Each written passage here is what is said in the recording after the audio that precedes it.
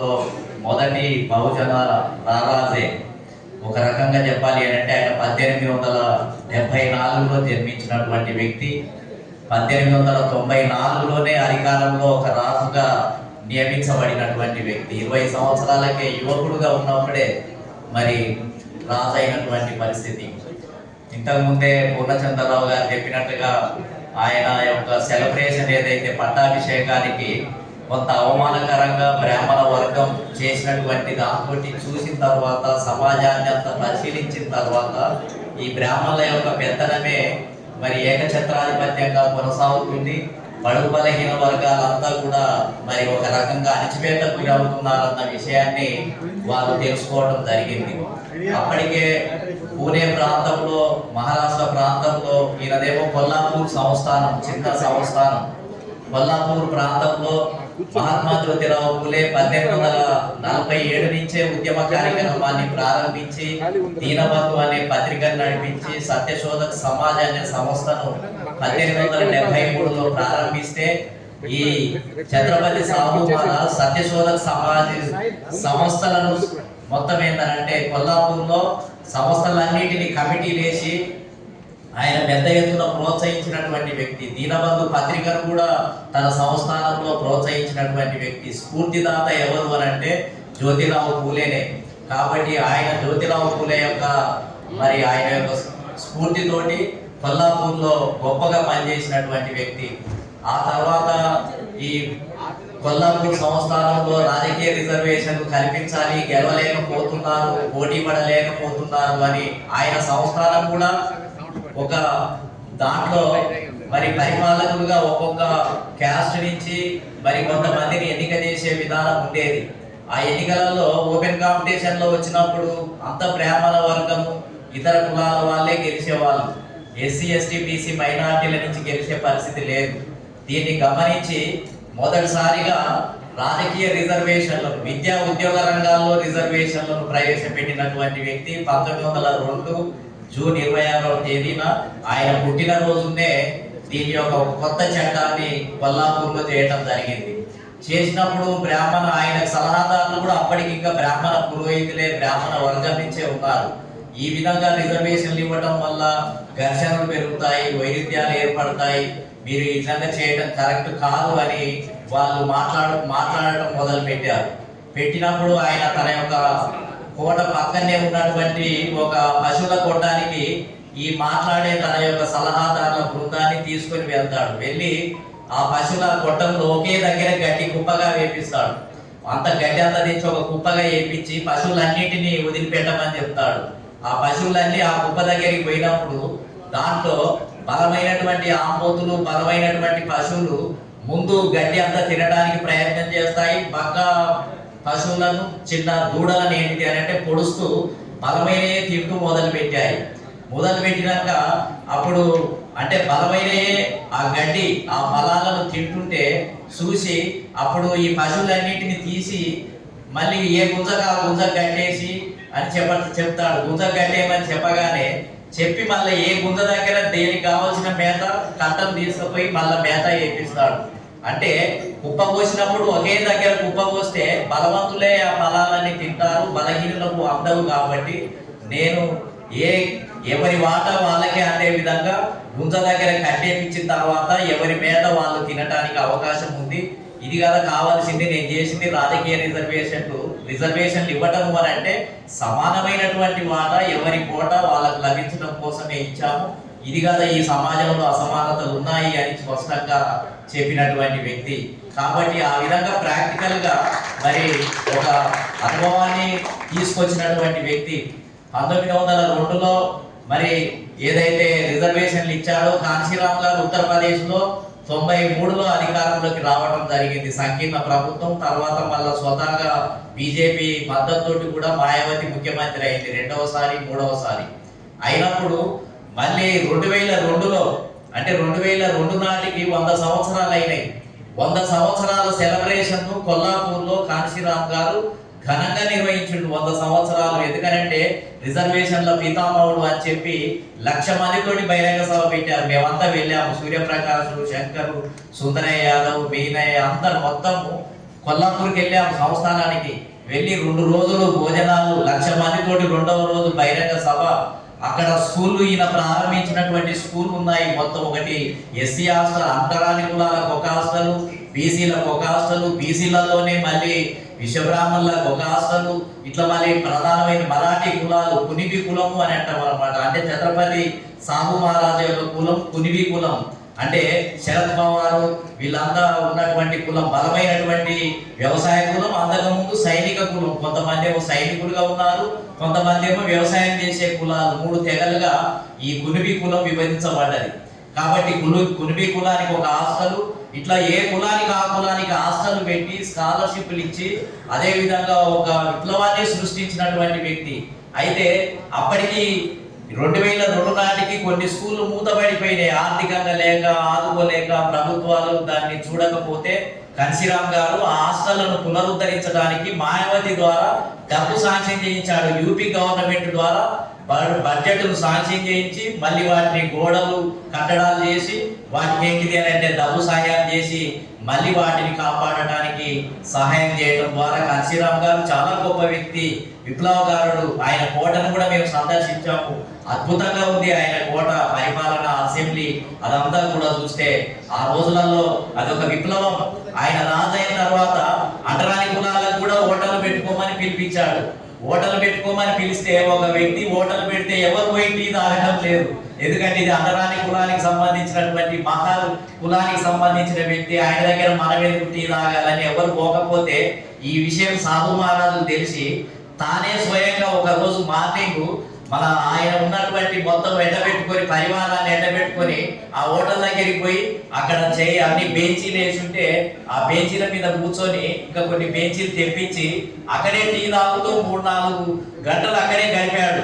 గడపగానే ఛత్రపతి సాహు మహారాజే ఒక హోటల్ దగ్గరికి వచ్చి తాగుతున్నాడు, అంటరాని కులాల హోటల్ దగ్గర తాగుతున్నాడు అనే న్యూస్ అంతా వెళ్ళిపోతే అప్పుడు మొత్తం ఏంటిది అని అంటే రాజే పోయి తాగినాక ఇంకా మామూలు వ్యక్తులకి మనకేమి ఇబ్బంది ఉంది అనే వాతావరణాన్ని సృష్టించడానికి ఆ విధమైనటువంటి ప్రయోగాలు చేసినటువంటి గొప్ప వ్యక్తి బాబాసాహెబ్ అంబేద్కర్. బాబాసాహెబ్ అంబేద్కర్ మూక్ నాయక్ అనే పత్రిక, బహిష్కృత్ భారత్ అనుకుంటాను, ఒక పత్రిక ప్రారంభిస్తే అది కొద్ది రోజులకే డబ్బు లేక ఆగిపోతుంది. ఈ విషయం తెలిసి మీరు ఆపోతూ అంబేద్కర్ గారు నేను డబ్బిస్తాను అని చెప్పి బాంబేకి ఏంటిది అని అంటే డబ్బు పంపించి 2 పత్రికలు నడవడానికి కారకుడయ్యాడు. అదే విధంగా అంబేద్కర్ ఫ్యామిలీ ఆర్థికంగా బలహీనంగా ఉంది అని చెప్పి ఒకసారి చెక్కు రాసుకొని ఆయనే డబ్బు తీసుకొని సడన్ గా అంబేద్కర్ ఇంట్లో ప్రత్యక్షమవుతాడు. తలుపు తీసి ఇంట్లోకి వెళ్తాడు. అందరూ ఆశ్చర్యం, అసలు సాహు మహారాజు బాబాసాహెబ్ అంబేద్కర్ ఇంటికి వెళ్ళడం ఏంటిది అని సడన్ గా వెళ్ళి డబ్బు చేతిలో ఇచ్చి నువ్వేమి భయపడాల్సిన అవసరం లేదు, నువ్వు పోరాటం కొనసాగించు అని ఆయనకు ధైర్యం చెప్పినటువంటి వ్యక్తి. ఆ రోజులలోనే 1918లో బాబాసాహెబ్ అంబేద్కర్ ఈయన ఇద్దరు కలిసి డిప్రెస్డ్ క్లాసెస్ అసోసియేషన్ అని ఒక సంస్థ తరఫున మీటింగులు పెట్టారు కలిసి. ఎక్కడ నాగపూర్లో, అదే విధంగా కొల్లాపూర్లో 1918 నుంచి 1922 వరకు, 21 వరకు ఏంటిది అని అంటే 5-6 సార్లు మీటింగ్. ఒకసారి ఆ సభకు ఈయన అధ్యక్షుడు, బాబాసాహెబ్ అంబేద్కర్ ముఖ్య అతిథి. ఒకసారి బాబాసాహెబ్ అంబేద్కర్ అధ్యక్షుడు, సభాధ్యక్షుడు, మరొకసారి ఈయన ముఖ్య అతిథిగా. మొత్తం ఏంటిది అని అంటే డిప్రెస్డ్ క్లాస్. ఆ రోజుల్లో ఎస్సీ అనే పదం ఇంకా రాలేదు, మహాన్లు లేకపోతే ఈ కులాలతోనే పిలిచేది. తర్వాత డిప్రెస్డ్ క్లాసెస్ అనేది అంటరాని కులాలకు పెట్టినటువంటి పేరు. అది 1935 చట్టం వచ్చేంత వరకు కూడా డిప్రెస్డ్ క్లాస్ అనే పేరుతోటే కొనసాగింది. ఆ విధంగా మీటింగులలో బాబాసాహెబ్ అంబేద్కర్ ప్రకటించడం జరిగింది, ఈయనే కాబోయే బలహీన వర్గాలకు కాబోయే నాయకుడు అంబేద్కరే, ఈ దేశంలో ఒక మార్గదర్శకుడు ఇతనే అని ఓపెన్గా ముందు చూపుతోటి ఇప్పుడు ఈ రోజు బాబాసాహెబ్ అంబేద్కర్ ను ప్రపంచమంతా ఏ విధంగా కొనియాడుతుంది. ఆయన అప్పుడే గమనించి ఈ భారతదేశానికి కాబోయే వెలుగు, మార్గదర్శి, అదే విధంగా జాతులను నడిపించే వ్యక్తి బాబాసాహెబ్ అంబేద్కరే అని ప్రకటించే ఒక విశాల దృక్పథం ఉన్నటువంటి వ్యక్తి సాహు మహారాజ్. ఆ రోజులలో 3 సంస్థానాలు చాలా గొప్ప ప్రగతిశీలంగా ఉన్నటువంటి సంస్థానాలు. ఒకటి బరోడా సంస్థానం. బరోడా సంస్థానమే బాబాసాహెబ్ అంబేద్కర్ కు స్కాలర్షిప్లు ఇచ్చి లండన్ లో చదువుకోవడానికి షాయోజీరావు గైక్వాడ్ అనే వ్యక్తి ఆయన మొత్తం ఏంటంటే బాబాసాహెబ్ అంబేద్కర్ ను పంపించి విద్య నేర్పించినటువంటి వ్యక్తి. అది కూడా ప్రగతిశీలమైంది. దాంట్లో కూడా బ్రాహ్మణులు సలహాదారులుగా ఉన్నారు, ఉద్యోగస్తులుగా ఉన్నారు. రాజు బరోడా రాజు మంచి వ్యక్తి అయినా సంస్థానంలో జరిగే అనేక రకాల అసమానతలు అవమానాలను కొన్ని గమనించే పరిస్థితి కూడా ఆ రోజులలో లేదు. మరొక సంస్థానం మైసూరు సంస్థానం. మైసూరు సంస్థానంలో కూడా 1922లోనే విద్యా ఉద్యోగ రంగాల్లో రిజర్వేషన్ వచ్చాయి. మోక్షంగుండా ఈశ్వరయ్య అనే వ్యక్తి ఈ బ్రాహ్మణుడు, ఆయన ఆ మైసూరు రాజు రిజర్వేషన్లు ఇచ్చినందుకు నిరసనగా రాజీనామా చేసి బయటకు వస్తాడు. ఈయన సలహాదారుడు, ఈయన మోక్షంగుండా ఈశ్వరయ్య, ఆయన హైదరాబాద్ లో ఆయన విగ్రహం కూడా ఉందనుకుంటాను. కాబట్టి మొత్తం ఏంటంటే మైసూరు, కొల్లాపూర్, బరోడా ఈ మూడు కూడా బహుజన దృక్పథం కలిగినటువంటి సంస్థానాలు, ఒక చరిత్రను సృష్టించినటువంటి సంస్థానాలు. కాబట్టి ఆ రకంగా మరి ఛత్రపతి సాహు మహారాజ్ 1922లో చనిపోయినటువంటి వ్యక్తి. ఆయన ఉన్నన్ని రోజులు అసలు బ్రాహ్మణిజాన్ని యొక్క గుండెకాయను మొత్తం వాళ్ళని ఓడించడానికే పనిచేసినటువంటి వ్యక్తి. ఆయన ఏమని పిలిపివ్వడం జరిగింది, అసలు మనం బ్రిటిష్ సామ్రాజ్యవాదుల నుంచి కాదు విముక్తి కావాల్సింది, ఈ బ్రాహ్మణ సామ్రాజ్యవాదుల నుంచి విముక్తి కావాలి అని పిలుపునిచ్చాడు. మనకు నెంబర్ 1 ఎనిమి బ్రాహ్మణ సామ్రాజ్యవాదమే. బ్రాహ్మణ వర్గాల యొక్క పెత్తనమే నశించాలి, అంటరానితనమే నశించాలి, అసమానతనే నశించాలి, మనిషిని మనిషిగా చూడనటువంటి ఈ సమాజమే నశించాలి. మనం బ్రిటిష్ సామ్రాజ్యవాదం రెండవదే. తర్వాత దాన్ని ఏ విధంగానైనా మనం వెలగొడతాం. కానీ ఇక్కడ మొత్తం ఏంటిది అంటే ప్రజల్ని పీల్చుక తినే సమాజం ఏదైతే ఉందో అదే ప్రధాన శత్రువు అని చెప్పి ప్రకటించినటువంటి గొప్ప వ్యక్తి. ఆ విధంగా ఆయన బ్రిటన్ కు పోతే ఈయన పరిపాలన చూసి బ్రిటిష్ అధికారులే ముగ్ధులైపోయారు. ఆయన లండన్ కు పోతే ఈయనకు ఎర్ర తివాచీలతోటి స్వాగతం పలికి పూలు చల్లారు బ్రిటిష్ వాళ్ళు. ఎలిజబెత్ రాణి ప్రత్యేకంగా ఈయనను కలిసినటువంటి రాణి, ఒక భారతదేశంలోనే ఒక వెలుగు వెలిగినటువంటి వ్యక్తి. రాజర్షి అనే ఒక బిరుదును బ్రిటిష్ వాళ్ళే ప్రకటించినటువంటి వ్యక్తి. కాబట్టి నిజంగా అంత అద్భుతమైన గుండె ధైర్యం కలిగినటువంటి వ్యక్తి నిజంగా ఛత్రపతి సాహు మహారాజ్. మరి ఆయన యొక్క జయంతిని, ఆయన యొక్క ఆశయాలను మనం స్మరించుకోవటము అని అంటే మనం ఇప్పుడు ఏంటిది అని అంటే అదే గుండె ధైర్యంతో ఈ సమాజాన్ని లిబరేట్ చేయడానికి మనం ప్రయత్నం చేయాలి అనే దానికి అది స్ఫూర్తి.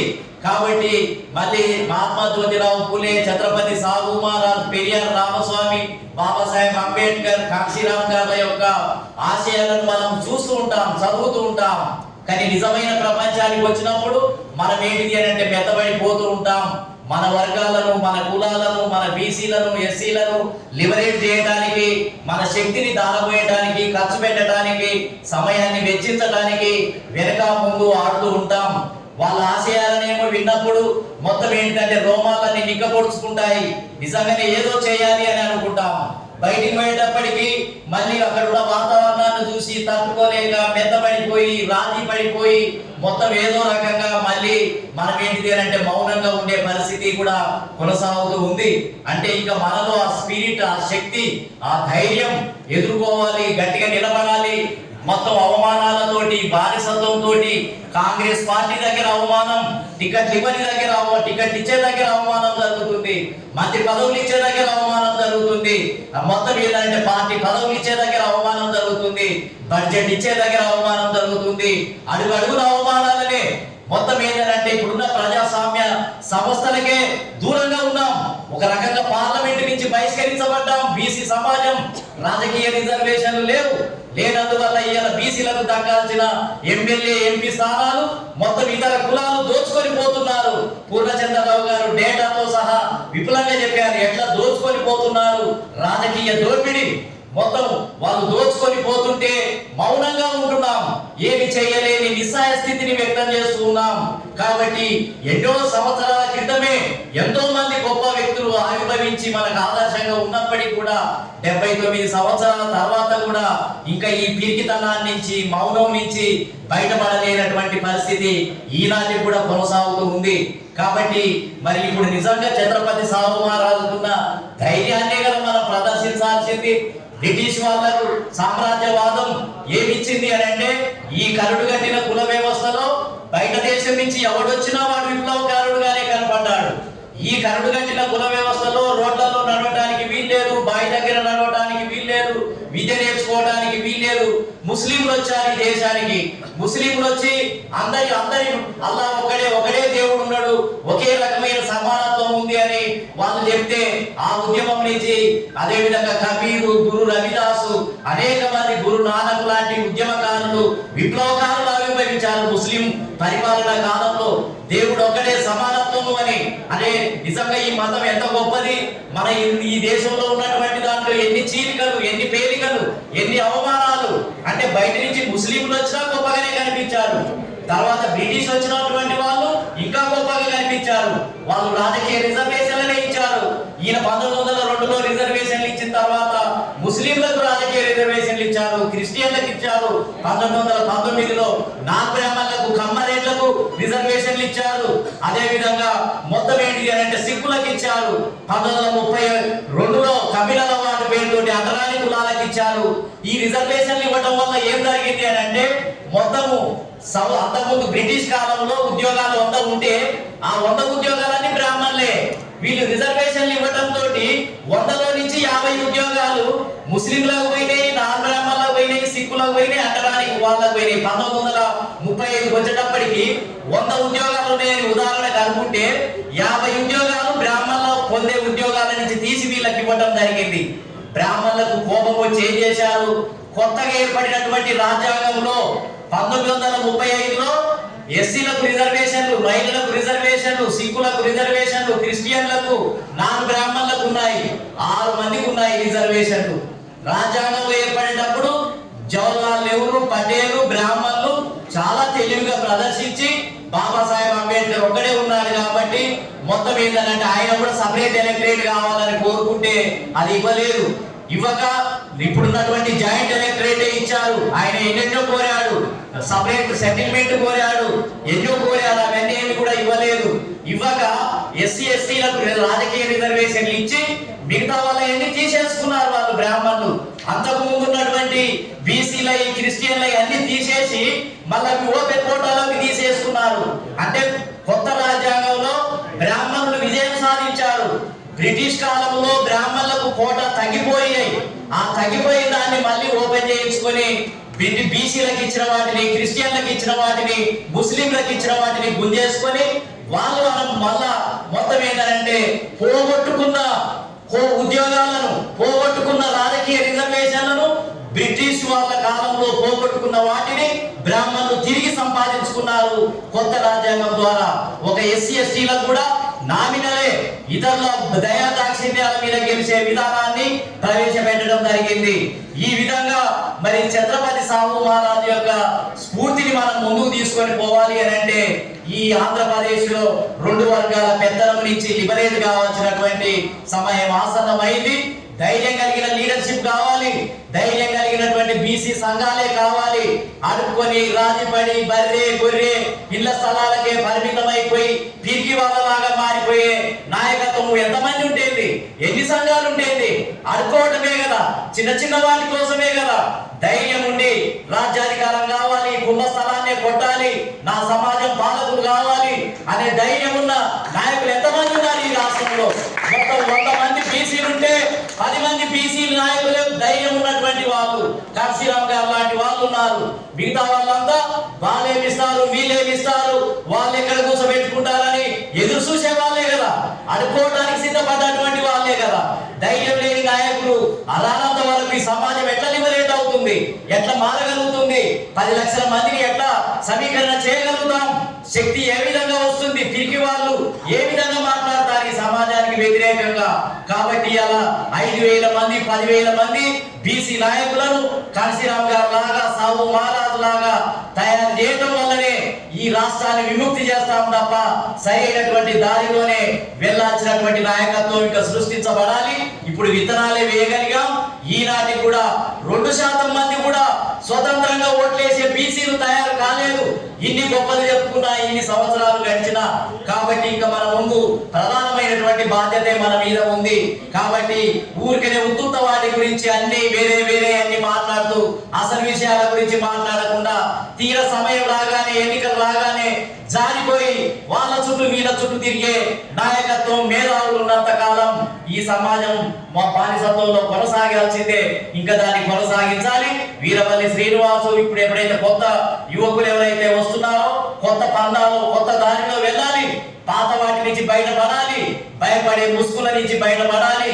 తిండి కోసమే కాదు ఇలా బతకడం, బట్టల కోసమే కాదు. రాజ్యాధికారం లేని కులాలు బానిసలతో సమానం. తిండి ఉండి బట్టలు ఇస్తున్నాం బతకండి అని అంటే దాన్ని చూసిపోయి మురిసిపోయే వాళ్ళు ఉన్నారు. అధికారంలో ఉండాలి, అందరితో సమానంగా కూర్చునే నాయకత్వమే ఉండాలి అనేది దీని యొక్క స్ఫూర్తి. ఆ రకంగా ముందుకు తేవాలని కోరుకుంటూ ఈ మీటింగ్ నన్ను పిలిచినందుకు వీరవల్లి శ్రీనివాస్ గారు, రమణయ్య గారు, దేవి గారు చాలా కష్టపడి మరి ఒక మీటింగ్ పెట్టాలి అని అంటే